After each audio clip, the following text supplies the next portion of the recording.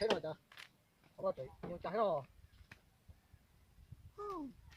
Thằng con một thằng không phải chứ. Thằng con luôn rồi thôi, cháy rồi. Tay lái rồi đúng rồi. Wow. Cháy trời. Không phải chứ. Thằng con cũng trời rồi. Cũng thôi cũng một cháy lái nói.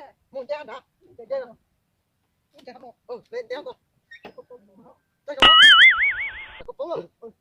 Rồi, ngồi đây, tổ. Ngồi đây. Wow.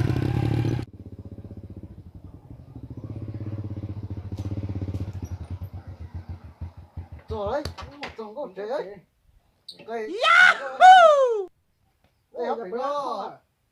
Bác của tôi mua. Không cho nó mà đi dây kia. Yeah.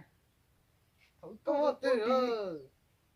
Tôi muốn lấy nó mà dây sầu. No. Ô, thằng con lấy có mà dây gì. Wow, nhau mà tí ơ. Gì chẳng nó. Tao cứ lấy cho hổng nó mà đi dây xuống nó nè. Có rồi dọc tiền cái có rồi lấy khâu chia hỏi gì. À thì phải khâu chó à. Thằng lấy biang tất chỉ mà ăn cao, sai phải nhau mà ăn cao. Nó cũng phụ nó à. Yahoo! Ô, không có bãi tao rồi à. Cái gì bãi chi à. Cái tao ấy. Cái tài nữa. Một cái.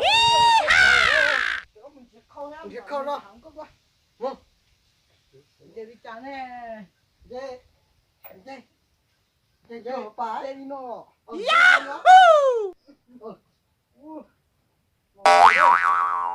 Mù nói.